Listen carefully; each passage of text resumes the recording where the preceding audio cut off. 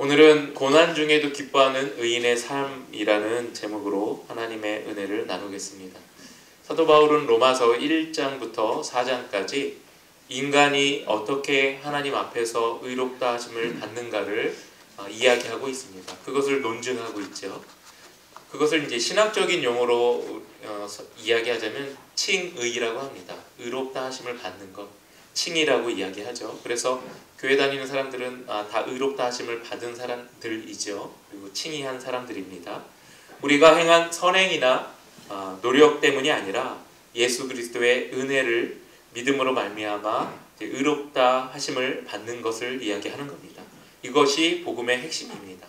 그러니까 우리가 신앙생활을 할 때 예수님께서 십자가에 달려 죽으신 이 사건을 믿는 것 때문에 우리가 의롭다함을 받는 거예요. 그리고 천국으로 가는 길, 구원의 길이 열리는 것이죠. 이게 이제 복음의 핵심입니다. 그렇다면 이제 여러분이나 저나 다 의롭다 하심을 받았잖아요. 그러면 이제 우리에게 중요한 질문이 하나가 남습니다. 의롭다 하심을 받은 사람으로 앞으로 나는 어떻게 살아야 할까 하는 거예요. 주님으로부터 또 하나님으로부터 의롭다함을 받은 사람들이니까 이 땅에서 살아갈 때 그러면 나는 이제 어떻게 살아가야 하지? 의로움을 받은 사람들인 나는 어떻게 살아가야 하지? 라고 하는 그 의문이 우리 가운데 있어야 하는 거죠. 그리고 여러분 가운데 그 의문을 붙들고 하루하루 살아가는 그 삶의 모습이 있어야 하는 겁니다. 바울은 로마서 5장부터 칭의 이후의 삶을 이야기하는데요. 구원받은 자의 삶을 여기서 말합니다. 그러면서 세 단어로 요약을 하는데요. 세 단어는 뭐냐면 하나는 화평입니다. 화평. 또 하나는 은혜고요. 그리고 하나는 영광입니다. 바울은 로마서 이후부터 칭의의 이후의 삶을 이야기할 때 화평과 은혜와 영광이라는 단어를 사용하면서 이후의 삶을 이야기합니다. 이것이 핵심 단어가 되고 그리고 이 핵심 단어를 근거로 해서 핵심 주제는 고난 중에도 기뻐하는 삶을 이야기하고 있습니다.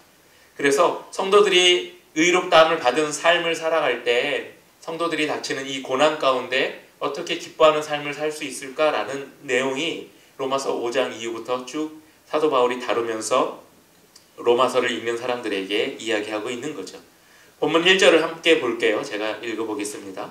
그러므로 우리가 믿음으로 의롭다 하심을 받았으니 우리 주 예수 그리스도로 말미암아 하나님과 화평을 누리자 이렇게 이야기합니다. 바울은 본문에서 화평을 누리자라고 성도들에게 권면을 하고 있죠. 이 화평은 단순한 마음의 평안한 감정을 이야기하지 않습니다. 성경에서 말하는 화평은 하나님과의 관계 회복을 말합니다.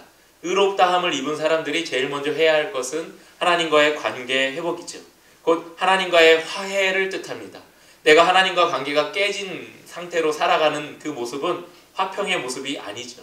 그러니까 아무리 이 땅에서 살아갈 때 평안하고 아무 탈 없이 살아가는데 하나님과 관계가 깨져 있어. 그것은 화평의 삶이 아니라는 거죠. 그러니까 우리에게 있어서 그리스도인에게 있어서 화평한 삶은 하나님과의 관계 회복을 말합니다. 그리고 하나님과의 화해를 이야기하는 거죠. 죄로 인해 하나님과 원수가 되었던 우리가 이제는 예수 그리스도의 십자가를 통해 하나님의 가족이 된 것입니다. 이게 관계 회복을 이야기하는 거고요. 그리고 이 관계 회복이 될 때 진정한 화평을 누리는 삶이 되는 겁니다. 여러분들 하나님과 관계 회복이 되셨나요? 하나님과 온전하세요? 하나님과 긴밀하세요? 하나님과 대화를 잘 나누고 계신가요? 하나님과 관계가 긴밀하고 온전하고 대화를 잘 나눌 뿐만 아니라 하나님과 친밀한 관계를 늘 유지하며 사시나요? 그렇지 않다면 화평에 대한 문제가 발생했을 거라고 보면 될 겁니다. 예전에 한 신문기사에서 가장 대화가 안 되는 사람이 누구인가 라는 조사를 했어요. 어떤 사람들에게 가장 대화가 안 되는 사람이 누구인가 라는 이 조사를 했을 때 질문을 받은 절반 가까운 사람들이 누구라고 대답한 것 같아요? 아버지라고 대답을 했어요. 그러니까 이 신문기사에서 가장 대화가 안 되는 사람 누구인가 라는 설문조사를 했을 때 반 이상이 아버지라고 대답을 한 거예요. 여러분 아버지와 대화를 잘 나누시나요? 어떠세요? 아버지와 대화가 매끄러우신가요? 대화가 잘 되시고 소통도 잘 되고 대화하면 잘 들어주시고 또 아버지 얘기도 잘 듣고 하는 그런 관계로 잘 사시나요? 심지어 그들은 처음 만난 낯선 사람들보다 아버지와 대화가 더 어렵다라고 이야기해요. 이거 재밌지 않나요? 늘 얼굴 맞대고 같이 같은 집에서 잠을 자고 또 가끔 식사를 같이 나누는 그 아버지와 대화하는 것보다 낯선 사람과 대화하는 게 더 쉽다라는 이야기를 하는 사람들이 있었다는 거예요. 이처럼 가족인데 불편하다면 그 가족은 본질을 잃은 가족 아니겠어요? 아버지랑 같이 사는데 대화도 안 하고 얼굴도 볼 기회도 별로 없고 그리고 무엇에 관심이 있는지 어떤 어려움이 있는지 서로 궁금하지도 않아요. 그러니까 같은 집에 살기만 하고 밥만 같은 밥솥에서 퍼서 밥을 먹지 아무런 관계가 아닌 거죠. 그걸 가족이라고 이야기할 수 있을까요? 여러분들 그렇게 이야기하시나요? 외형적으로는 가족이라고 말할 수 있겠지만 내적으로는 친밀감이 하나도 없는 그런 가족이겠죠. 설문조사에서도 이제 그런 사람들이 꽤 많았다는 겁니다. 마찬가지로 하나님과의 관계가 불편하다면 정말로 우리가 신앙인이라고 할 수 있을까요? 내가 하나님을 아버지라고 부르고 늘 하나님께 기도하고 하나님께 간절히 요청하는데 하나님께 이 부르는 것만큼 대화가 소통되지 않고 그 하나님이 어떤 생각을 갖고 있는지 나는 하나님께 어떤 생각을 아뢰는지 이런 관계가 전혀 성립이 되지 않는다면 말은 하나님께 아버지라고는 부르고 있지만 사실은 아버지가 아닌 존재로 대하는 건 아닌지 한번 돌아보시기 바랍니다. 여러분들 하나님과 관계가 편하세요? 하나님과의 관계가 원활하세요? 만약에 이 관계가 뭔가 좀 불편하고 껄끄럽다면 우리 신앙은 굉장히 피곤할 겁니다. 왜냐하면 불편한 사람과 한 집에 사는 게 되게 어렵잖아요. 말도 안 하고 같이 밥도 안 먹는 사람 얼굴만 보고 TV에서 가끔 보거든요. 어떤 아들과 아버지가 사이가 틀어져서 같은 집에는 사는데 남남처럼 사는 그 관계, 그것만큼 불편한 게 없잖아요. 그런데 하나님을 아버지라고는 부르는데 하나님에 대해서 전혀 몰라. 그분도 나를 모르고 나도 그분에 대해서 모르고 뭔가 부탁도 안 하고 부탁을 듣지도 않고 이런 관계로 신앙생활하는 게 얼마나 불편할까요? 교회는 나오지만 그분이 누군지도 모르고 관심도 없는 이 관계는 아마 굉장히 불편한 신앙의 모습이 될 겁니다. 우리가 믿음으로 의롭다 하심을 받았다는 것은 더 이상 하나님과 불편한 관계에 있지 않다는 뜻을 말합니다. 그러니까 여러분이나 저나 의롭다 하심을 받은 사람들이죠. 신학적인 용어로 칭의한 사람들이에요. 칭의라고 부름을 받은 사람들이에요. 그러면 우리는 하나님과의 관계에서 불편함을 느끼지 않아야 됩니다. 하나님의 의로움을 받은 사람들이니 내가 하나님께 기도하는 것이 자연스러워야 돼요. 하나님의 말씀을 듣고 순종하는 것이 자연스러워야 되죠. 그런데 이게 자연스럽지 않다면 굉장히 이제 어려운 겁니다. 칭의를 받은 사람들은 이 관계가 불편한 것이 아니라 굉장히 자연스러워야 하는 관계가 되어야 합니다. 기도할 때 두렵지 않고 찬양할 때 자유하며 심지어 실패했을 때에도 하나님께 다시 돌아갈 수 있는 권리를 우리는 얻었기 때문에 그래요. 그러니까 이 권리 때문에 자연스러운 거예요. 가족인데 우리 아버지가 나를 낳았어요. 근데 내가 아버지께 또는 좀 못해. 그래도 아버지는 나를 아들이라고 불러주는 거죠. 이게 관계입니다. 이게 특권이죠. 이것이 의인에게 주어진 첫 번째 복 하나님과의 화평이라고 이야기합니다. 하나님은 우리를 심판의 대상으로가 아니라 자녀로 우리를 부르셨어요. 저와 여러분을 자녀로 부르셨죠. 그래서 하나님은 우리를 자녀 삼아 주셨습니다. 이 화평은 감정이 아니라 신분의 변화를 이야기합니다. 신분의 변화 때문에 오는 평안을 이야기하는 거죠.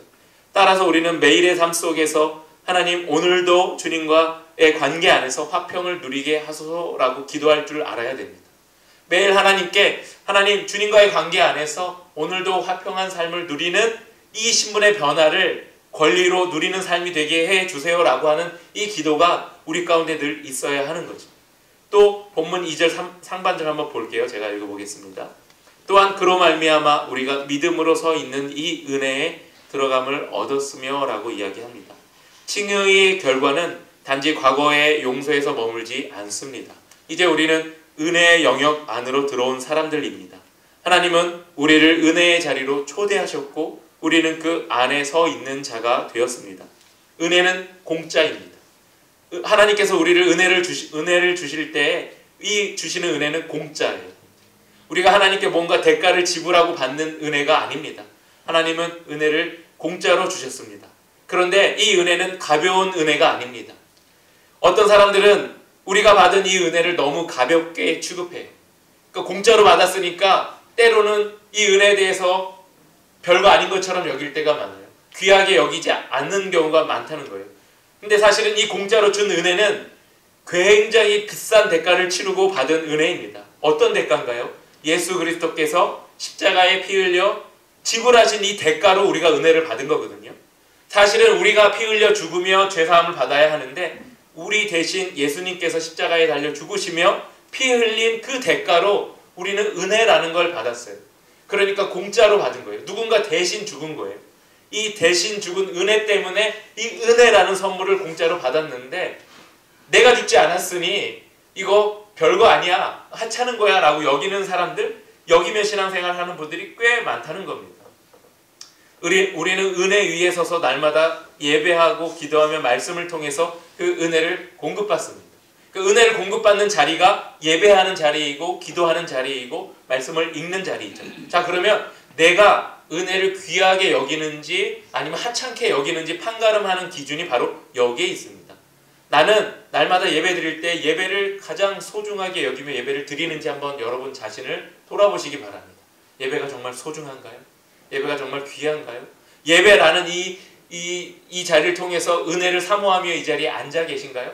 만약에 그렇지 않다면 은혜를 하찮게 여기는 거예요. 은혜를 값싼 은혜로 여기는 거예요. 자, 기도는 어떤 거예요? 기도. 내가 기도할 때 정말 간절히 하나님께 기도하며 하나님께 요청하고 그리고 하나님께 부르짖나요? 아니면 하나님 들어주셔도 그만, 안 들어주셔도 그만이라는 생각으로 여러분 기도의 자리에 앉아 계신가요?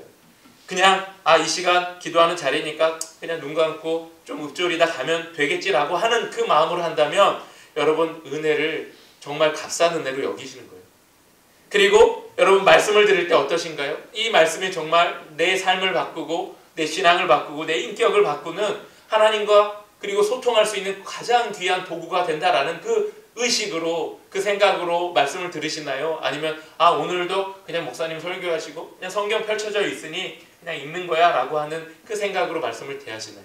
만약에 제가 두 번째 말한 그 삶의 태도를 갖고 계시다면 하나님께서 예수 그리스도를 통해서 십자가에 흘리신 그 값진 은혜가 우리에게 다가오는 순간 값싼 은혜로 바뀌는 그 모습이 되는 겁니다. 그런데 은혜는 결코 값싸지 않습니다. 은혜는 값싼 은혜가 아니에요. 여러분의 삶을 바꾸셨고 그리고 여러분의 인생을 바꿨고 여러분의 생각을 바꿨고 여러분의 모든 것을 바꿨고 심지어는 어떤 가문의 모습도 바꾼 것이 바로 은혜이기 때문에 그렇습니다. 그래서 은혜는 값싼 은혜가 아니죠. 마트에 가면 시식 코너가 있습니다. 시식 코너에 여러분들 지나가면서 한 번씩 다 드셔보시죠. 아마 안 드시는 분들도 있을 거예요. 드시는 분들은 이거 공짜니까 먹어야지 그러면서 먹는 걸 겁니다. 근데 안 드시는 분은 왜 안 드실까라는 생각, 저도 잘 먹지는 않아요. 그런데 이제 시식 코너에 가면 잘 드시는 분도 있어요. 그런데 시식 코너가 왜 있나요? 누구나 자유롭게 맛볼 수 있게 만들어 놓은 거잖아요. 그런데 그 시식 코너는 그 음식을 준비한 어떤 사람의 수고가 거기에 담겨 있습니다. 그리고 그 시식 코너에 나온 그 음식의 그 값은 이미 포장되어서 진열되어 있는 상품에 포함된 값이 거기에 놓여 있는 거죠. 그러니까 누군가는 지불한 거예요. 근데 우리는 이제 공짜로 먹는 거죠. 은혜도 그렇습니다. 우리는 공짜로 누리지만 누군가 그 값을 대단히 귀한 값으로 지불해 놨어요. 그게 바로 예수 그리스도죠. 그분이 우리를 위해서 십자가에 죽으신 그 은혜 때문에 우리가 지금 공짜로 누리고 있는 겁니다. 그런데 이걸 귀하게 누리는 것이 아니라 만약에 값싸게 누린다면 우리는 굉장히 이제 은혜를 하찮게 여기게 되는 겁니다. 우리는 주저함 없이 은혜의 영역이 있다면 그 안으로 들어가야 돼요. 예배의 자리에 있다면 그 안으로 들어가서 이 얼마나 귀한 은혜를 누릴 수 있는 시간인가 라고 하면서 사모하며 그 예배의 자리로 들어가야 되는 거죠. 그게 예배뿐만 아니라 기도가 돼야 하고 또 말씀도 그렇게 돼야 합니다. 이것들은 모두 하나님이 우리에게 주신 공짜의 통로가 되는 것이죠. 그 안에 마음껏 머물러야 합니다. 이 안에 머무는 것이 아니라 이 안에 머물기를 주저하고 이 안에서 어떻게든 빨리 떠나야 한다면 아마 제가 아까 말씀드린 그런 형태일 겁니다. 값진 은혜를 값싼 은혜로 바꾸는 삶의 신앙의 태도가 되는 거죠. 은혜 자리에 있으면 더 있고 싶어지지 않나요? 공짜로 뭔가 계속 주는데 아니 어떤 행사에 갔어요. 어떤 행사에 갔는데 그 행사에서 뭐 10분마다 막 공짜 선물을 줘요. 뭐 처음에는 뭐 이제 뭐 휴지를 준다. 그 다음에 뭐 뭘 준다. 그 다음에 30분 지나니까 휴지가 아니라 그 다음부터는 뭐 10,000원을 준다. 한 시간이 지나니까 20,000원을 준다. 근데 2시간 앉아 있으면 50,000원을 준다. 야 그러면은 그 자리 여러분 떠나시겠어요? 아니죠. 공짜로 그만큼을 주는데 떠나겠어요? 은혜도 그런 거죠. 머물수록 사모할수록 그 안에서 하나님께서 내게 더 큰 은혜를 주셔서 깨닫게 하시고 알게 하시고 느끼게 하신다? 여러분 그 자리에 떠나시겠어요? 그 자리에 머물고 싶겠죠. 그런데 그 공짜가 내게 정말 귀하게 여겨지지 않으니 여기에는 있을 이유가 없잖아. 휴지가 귀하게 여겨지지 않으면 그 휴지 주는 그 행사하는 그 자리에 안 앉아 있을 겁니다. 그런데 그게 이제 내게는 귀하니까 그 자리에 앉아서 받는 거죠. 공짜라도. 은혜가 그런 겁니다. 그러니까 기도의 자리, 예배의 자리, 말씀의 자리가 정말 은혜의 통로라면 이게 매우 귀한 것 아니겠어요? 이 매우 귀하게 받는 이 시간을, 공짜로 받는 이 시간을 사모함으로 앉아서 받을 수밖에 없겠죠. 혹시 여러분은 이 은혜의 자리를 의무로 여기고 있지는 않습니까? 은혜는 의무가 아니라 특권입니다. 우리가 드리는 예배가 부담스럽다면 그것은 은혜를 값을 지불해야 하는 것으로 오해해야 하는 것이죠. 우리 모두는 돈이 아니라 예수의 피로 구원받은 존재입니다. 그러므로 오늘의 예배는 부담이 아니라 감사의 응답이 되어야 하는 거죠. 하나님께서 은혜로 우리를 부르셨다면 우리 또한 은혜로 하나님께 반응하며 응답해야 하는 겁니다. 하나님께서 은혜로 부르셨으니 하나님 감사합니다. 제가 받은 것에 이 상응하는 대가를 지불하겠습니다. 이걸 물질로 드리는 게 아닙니다. 이걸 감사의 표현으로, 영광의 표현으로 은혜로 드리는 거죠. 이게 바로 하나님과 소통하는 이 자리에서 우리가 누려야 할 것이죠. 본문 2절 하반절에 이렇게 말씀하고 있습니다. 하나님의 영광을 바라고 즐거워하느니라. 여기까지 보면 되게 자연스럽죠. 그런데 3절 4절 한번 보세요. 제가 또 읽겠습니다. 놀라운 말씀이 이어집니다. 다만 이뿐 아니라 우리가 환난 중에도 즐거워하나니 이는 환난은 인내를, 인내는 연단을, 연단은 소망을 이루는 줄 알미로다. 이렇게 얘기합니다. 바울은 고난을 피하라고 말하지 않습니다. 바울은 뭐라 그러냐면 환난 중에서 즐거워하라 이렇게 얘기합니다. 여러분 환난 중에서 즐거워할 수 있어요? 환난이 오는데 기쁠 수 있어요? 그런데 이 뒤에 말씀 보니까 이 환난은 인내를 준대요. 그리고 인내는 연단을 주고 연단은 소망을 이루는 줄 알미라 이렇게 얘기합니다. 어디서 시작되나요? 환난에서 시작돼요. 그러니까 환난이 지속될 때 그 지속되는 환난 속에서 우리가 즐거워할 수 있다면 우리의 삶은 인내를 차곡차곡 쌓는 삶이 되고 신앙이 되고 그리고 그것이 연단이 돼서 소망까지 이르게 한다라고 사도 바울은 이야기합니다. 그러니 오히려 고통, 이 환난을 슬퍼하고 어려워하고 낭망할 것이 아니라 믿음의 자리로 가는 이 즐거움의 길이라고 여기라고 사도 바울은 이야기합니다. 그래서 인내가 생기고 소망이 단단해질 때에 그럴 때에 의인으로 살아가는 삶의 열매, 삶의 모습의 핵심이 그때에 나온다라고 사도 바울은 이야기하는 거죠. 의인으로 어떻게 살아가느냐? 환난 속에서 즐거워할 수 있을 때, 그 즐거움이 인내가 될 때, 인내가 발전해서 연단이 되고 그 연단을 통해서 내 삶이 하루하루가 소망으로 살아가는 삶이 될 때에 의인의 삶을 살 수 있다라고 사도 바울은 이야기하는 겁니다.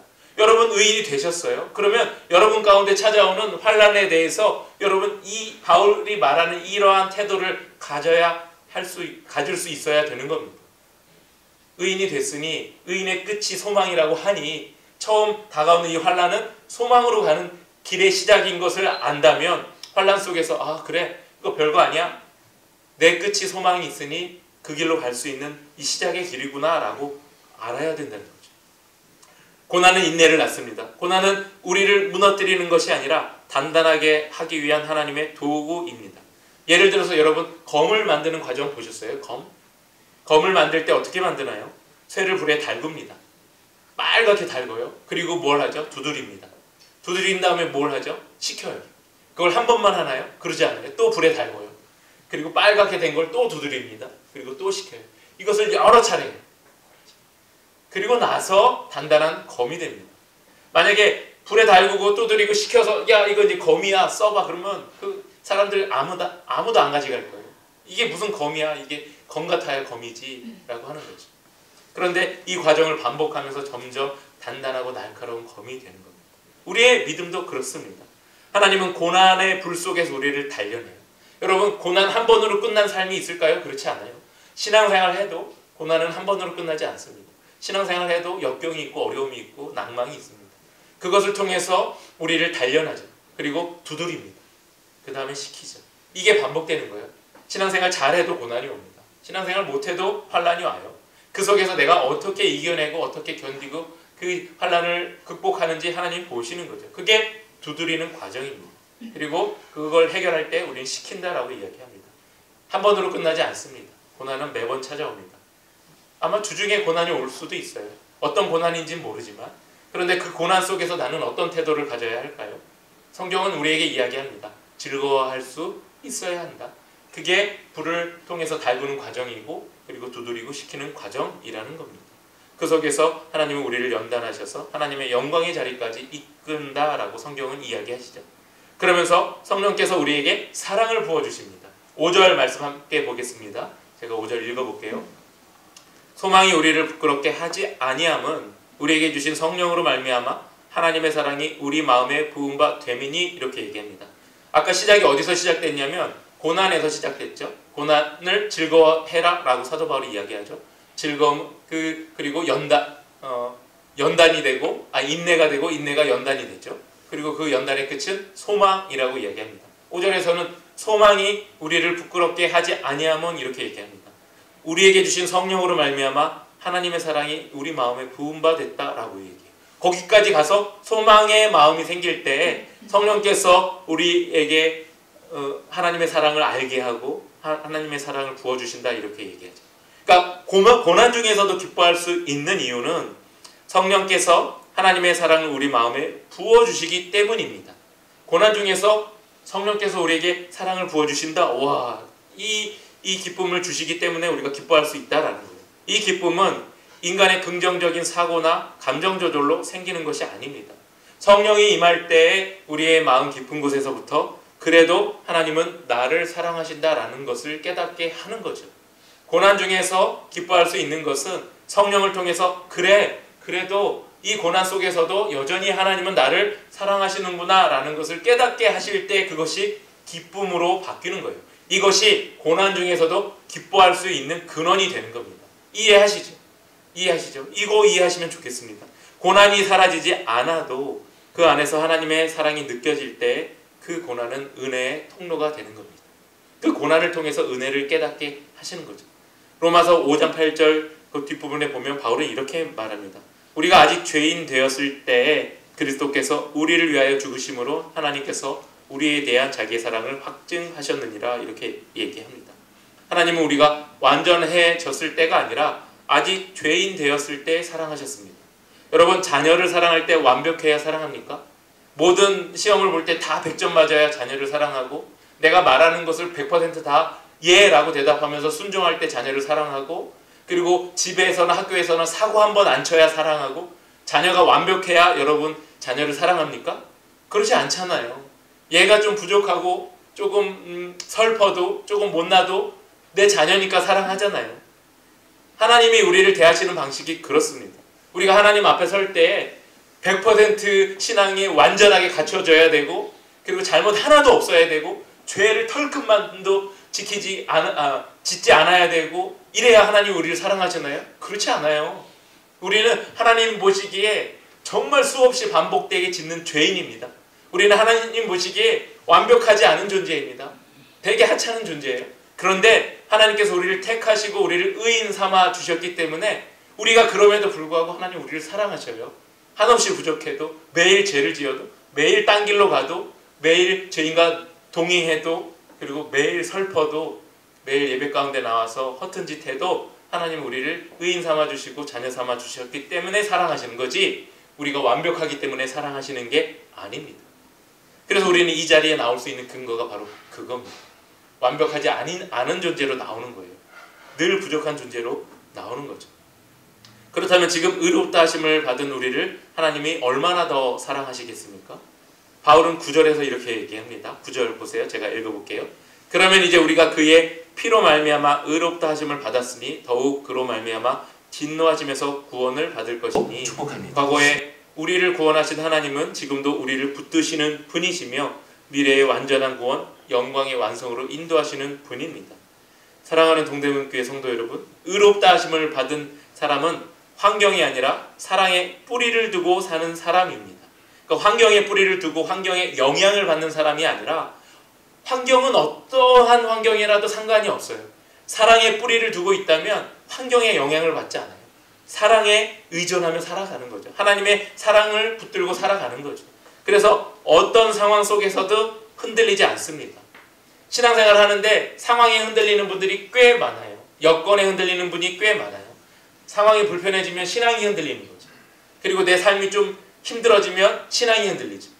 그런데 그건 사랑의 뿌리를 두는 것이 아니라 상황이나 환경에 뿌리를 두고 있기 때문에 상황에 영향을 받는 거예요. 돈이 좀 없으면, 건강이 좀 못하면, 삶이 좀 부족하면, 몸이 좀 힘들면, 감기가 걸리면, 몸이 아프면, 그러면 나 죽겠다라고 하는 사람들은 사랑의 뿌리를 두고 있는 것이 아니라 상황의 뿌리를 두고 있는 거예요. 그러니까 상황이 바뀌면 내 신앙은 언제든지 바뀝니다. 상황이 바뀌면 내 신앙은 언제든지 흔들려요. 반대로 상황이 좋은 상황이 되면 막 신앙이 100% 아니라 막 1000%, 10,000% 되기도 해요. 그러다가 상황이 갑자기 확 바뀌어버리면 또 밑바닥을 확 떨어지고, 이게 이제 환경의 뿌리를 두고 있고 상황의 뿌리를 두고 있는 신앙 때문에 그렇습니다. 그런데 우리의 본질은 상황이나 환경이 아니라 사랑의 뿌리를 두고 있어야 합니다. 하나님의 그 사랑, 하나님이 나를 향한 그 사랑의 뿌리를 두고 있다면 결코 흔들리지 않습니다. 어떤 환경에도 견고할 수 있습니다. 오늘 우리가 이 자리에 있는 것은 하나님의 은혜의 결과입니다. 그리고 내일 우리가 소망 가운데 살 수 있는 것은 성령의 역사 덕분입니다. 의인은 믿음으로 살리다. 그리고 의인은 고난 중에도 기뻐하리라. 고난 중에서도 하나님이 나를 사랑하신다는 확신이 있다면 그 인생은 이미 승리의 길을 걷고 있는 겁니다. 여러분, 살면서 주변 사람들의 말에 영향을 받는 사람들이 꽤 많습니다. 어떤 사람들이 한마디 할 때 그 한마디, 한 단어가 트리거가 돼서 막 불쑥불쑥 화를 내는 사람들이 있어요. 그런 사람들 다루기 되게 싫습니다. 평상시에 그냥 얘기하다가도 저 사람이 평화롭게 보이는데 한번 건드려 볼까 라고 하면서 저 사람의 트리거가 되는 그 말 한마디를 툭 던집니다. 그럼 그 사람들의 기분을 완전히 잡치는 거죠. 근데 그 말 한마디에 영향을 받는 사람들은 아까 말한 대로 수없이 많은 환경에 나 자신을 의탁하는 거예요. 그러니까 내 삶의 주도권을 그리고 나와 관계하고 있는 하나님의 하나님과의 관계에서 삶의 주도권을 가져가는 것이 아니라 주변의 어떤 말과 환경에 막 불쑥불쑥 영향을 받는 사람들이죠. 그러니까 내 자신의 삶의 모습조차도 주체하지 못하는 삶으로 살아가는 거죠. 그렇게 사는 사람들이 꽤 많습니다. 그런데 우리가 하나님 안에서 승리의 삶을 산다는 건 내 삶의 주도권을 하나님과의 관계성 안에서 찾아가고 만들어가는 거죠. 그래서 주변의 영향을 받지 않아요. 주변의 환경이 어떠하더라도 나는 견고합니다. 주변에 어떤 사람들이 어떤 말을 하더라도 나는 잘 긁히지 않아요. 요즘에 긁는다고 하는데 긁히지 않아요. 흔들리지 않아요. 그런데 어떤 말을 하든 잘 긁히는 사람들은 어떻게든 다룰 수 있어요. 그 긁는 말을 가지고 그 사람들을 활용할 수 있거든요. 근데 그 못된 사람들은 그렇게 활용을 합니다. 근데 크리스찬들은 그렇게 활용되면 안 됩니다. 사랑하는 동대문교회 성도 여러분, 우리가 이렇게 결단하면 좋을 것 같아요. 3가지 제안을 드리면, 나는 하나님과의 화평을 회복하겠다. 이게 의인의 삶을 회복하는 거고요. 한 주간 그렇게 좀 회복하시면 좋겠고, 불편한 마음으로 하나님을 대하고 있지는 않은지 돌아보시고 오늘 그 관계를 회복하는 결단이 있기를 바랍니다. 2번째로, 나는 항상 은혜의 자리를 기쁨으로 지키겠다라는 결단을 하시기 바랍니다. 우리가 드리는 예배, 기도, 말씀은 의무가 아니라 특권이니 이 은혜의 통로로 마음껏 나는 나아가 활용하며 누리며 살겠다라는 다짐을 하시기 바랍니다. 3번째로, 나는 어떤 고난에도 성령의 사랑을 붙잡으며 살겠다라는 결단을 하시기 바랍니다. 고난이 은혜의 통로로 바뀌는 그 역사를 경험할 때 여러분은 날마다 승리하는 삶을 살 수 있습니다. 하나님은 고난을 제거하시는 분이 아니라 고난 속에서 기쁨을 찾게 하시는 분이에요. 그러니까 하나님은 여러분의 고난을 제거하시는 분이 아닙니다. 여러분이 어떻게 그 고난 속에서 소망을 발견하고 기쁨을 찾는지 하나님은 관찰하시고 보시는 분이고 기대하시는 분이죠. 그러므로 사랑하는 성도 여러분, 믿음으로 인내하고 인내로 소망을 이루며 소망 중에 기뻐하는 한 주가 되시기를 간절히 소망하고 축복합니다.